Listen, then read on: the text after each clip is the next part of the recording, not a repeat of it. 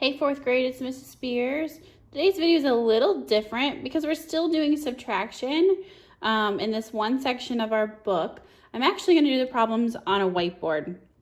The problems come from page 45, so I'll leave the page numbers up there and the number of the problem that I'm doing because I'm going to jump around a little bit. So to stay with me, you can do these in your book. You'll have space to do them in your book. I'm just doing them on here so I can make them a little bigger for you. I'm starting with page 45, number 8. Number 8 is written side to side in your book. You'll notice it looks different. They write out the first number and then they do minus and then the rest of the number after it. So when we're subtracting, we never want to subtract side by side because we're definitely going to mess up our place values and we're going to mess up our regrouping and stuff. So we want to make sure we stack our numbers before we do anything with them. Make sure they're stacked by their ones places and they line up to each place value after that. From there, I still use my lines. They kind of help me stay organized. And they also help remind me that I only put one number per space. We start with our ones place and we work our way over. If the top number is bigger than the bottom number, then you can subtract it. So I always think of this is how many M&Ms I have. And this is how many M&Ms somebody wants to take from me. If I have enough to give them, then I can subtract. If I don't have enough to give them, then I have to go to another place value and get them. So with this one, I have 9 minus 4.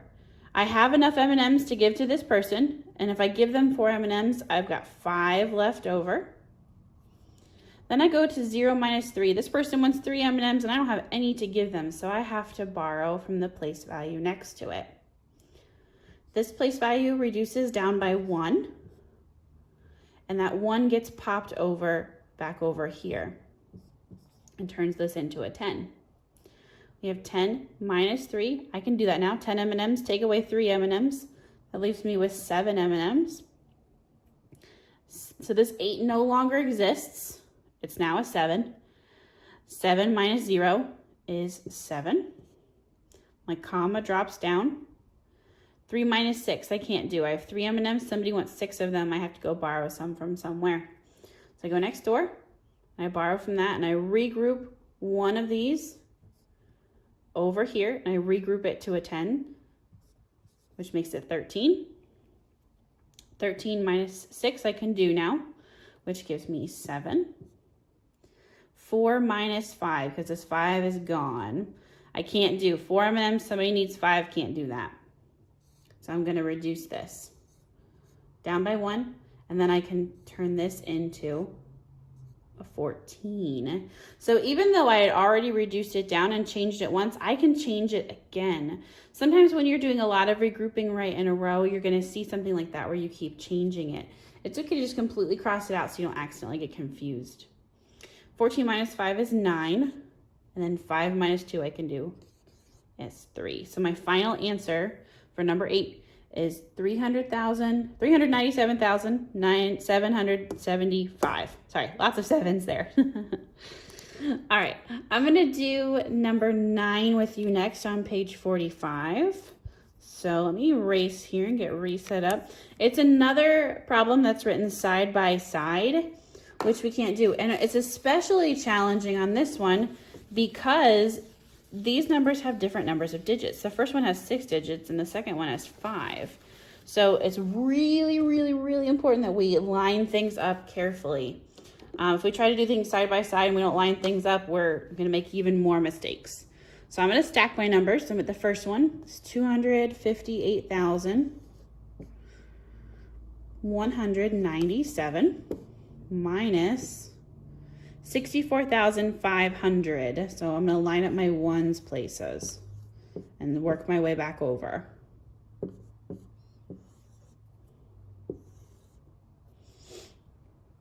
All right. So I'm going to put my lines back in. Help me stay organized.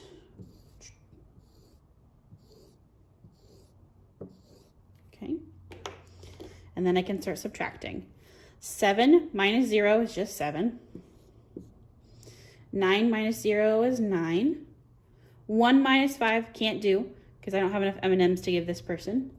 So I'm going to borrow from the one above it reduce it down to the next number, and put it back onto this number.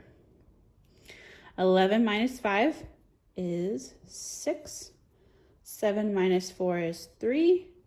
5 minus 6 I can't do, it's too small, so I'm gonna borrow. And then tack it onto this one.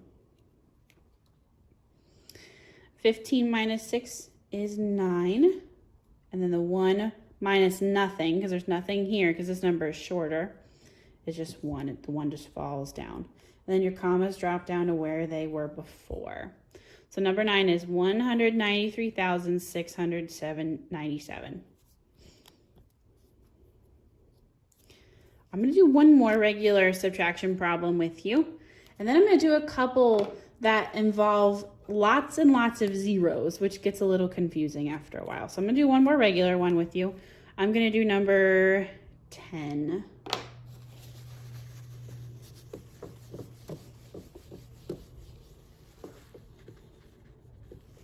All right. Number 10. It's 496,000. Both of these numbers have 6 digits, so they should line up perfectly. 4, and then 398,450.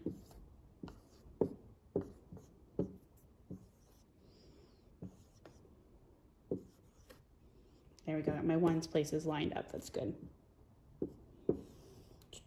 Okay, put my lines back in here.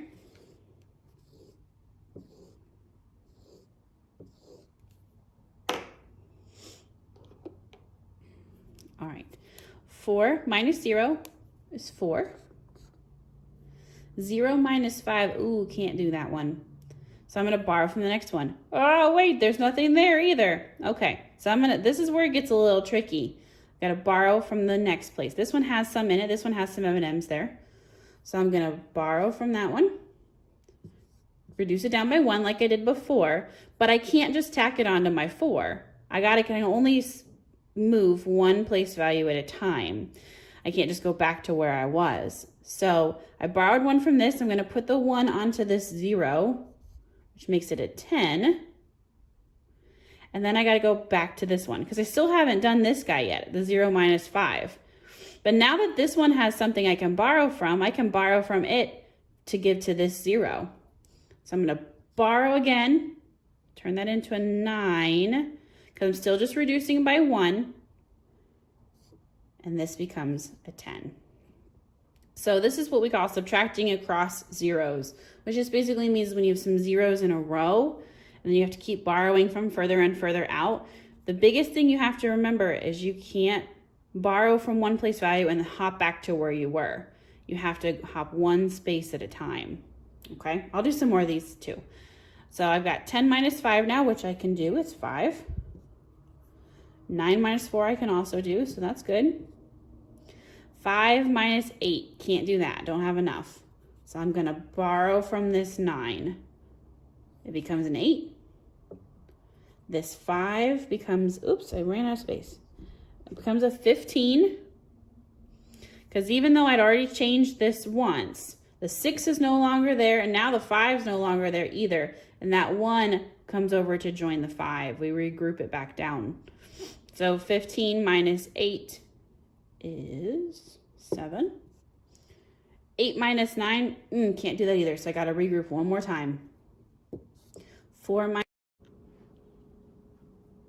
when I borrow from the 4, I make it into a 3, reduce it down, and I turn what I had, and I add the 1 into it.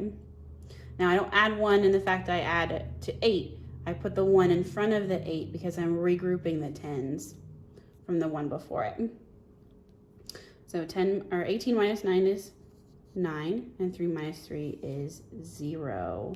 That 0 you can leave it on if you want to, but because it's at the beginning of the number, it doesn't have to be there. So our final answer is 97,554. That's number 10. I'm gonna do another problem with you that is subtracting across zeros again, because like I said, this gets a little tricky when you've got a lot of zeros right in a row.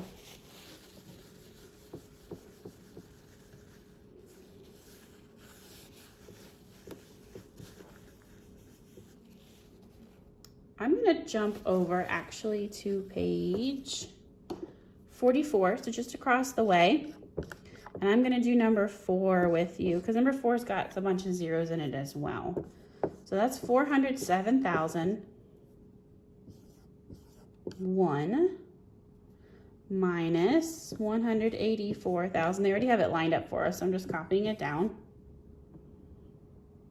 52. Okay, so this one has a lot of borrowing in it, so that's why staying organized really helps. And also just remembering that you can only swap and flop to one place value at a time. You can't just jump straight from here, oh, skip all the zeros and go here. You have to think about you're going from one to another and then one to another back. So with this one, we start out with 1 minus 2. I have 1 M&M, somebody needs 2. I don't have enough to give them. So I look next door. There's nothing next door. Look to the next door. That one doesn't have anything either. Finally, I can come here and I find one with some in it. So I'm going to reduce this down to 1 by 1 to 6. And then I'm going to move the 1 that I took away from there over to the 0 and make that into a 10. Well, I can't just start subtracting from here. I still haven't done anything over here. So I'm going to borrow from this 10, reduce it down by 1, put the 1 over here with the 0 to make this one a 10. Almost there. I still have to do this one over here. I can't just keep going because that's where I left off. I have to go all the way back. I'm going to borrow one more time. Reduce that down by 1. Move the 1 in with this one. I have 11 minus 2 is 9. I can finally do it now. 9 minus 5, yep, I can do that. 9 minus 6. 6 minus 4, 2. 0 minus 8, can't do that. So I'm going to borrow again. This reduces down by 1. The 1 moves over here. 10 minus 8 is 2. 3 minus 1 is 2, and then my comma drops down where it was. So my answer is 222,349. So just be careful with all of those zeros up in here. That's where things start to get really strange. But just remember, you can only hop from one to the next in order. You can't just go back and forth as much as you need to. And that will help you stay organized from borrowing and borrowing and borrowing, okay? I'm going to do one more with you. And I'm going to go back to page 45. Because there's sometimes you'll have a situation where you've got pretty much only zeros. And that's where things get kind of strange. So I'm on page 45. So stretching across the way. I'm on number 11. So that one they give us is 500,000, so lots of zeros. Actually, I'm going to scoot it down just a little bit so I have some space. Again, we're not subtracting side by side. We got to stack those numbers. Otherwise, we're not going to be able to keep track of all of our borrowing.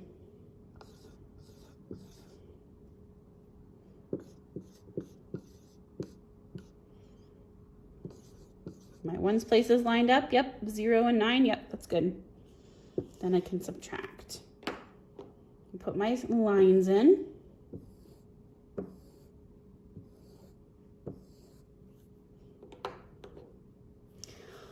All right, here we go. So I can't do 0 minus 9, no M&Ms, you need 9. Doesn't work.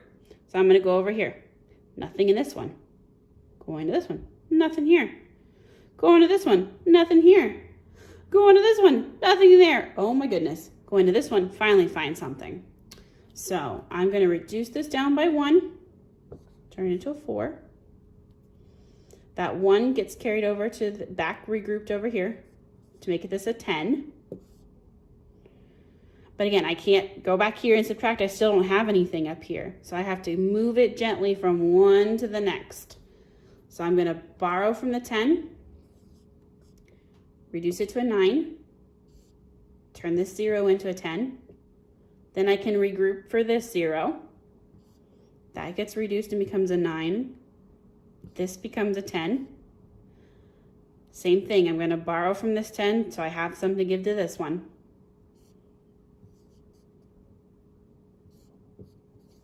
And finally, I gotta do it one more time.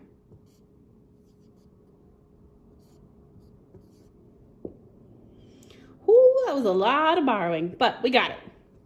So now we can do our subtracting. 10 minus 9 is 1. 9 minus 0 is 9. 9 minus 6 is 3. There's my comma. 9 minus 5 is 4. 9 minus 4 is 5. Then 4 minus 1 is 3. So once we had that all set up, we could just subtract. It's not always the case, but most of the time it is. So that's one thing you have to keep in mind. You can't just switch it. What a lot of fourth graders like to do when they see something that they can't subtract, like if they see 0 minus 9 and they know they can't subtract it, they like to switch them around and then do 9 minus 0 or 6 minus 0. And we can't do that. We can't move numbers around with subtraction. They have to stay where they are. We have to borrow from previous place values. All right, we will work on this some more tomorrow in class, and I will see you then. Bye.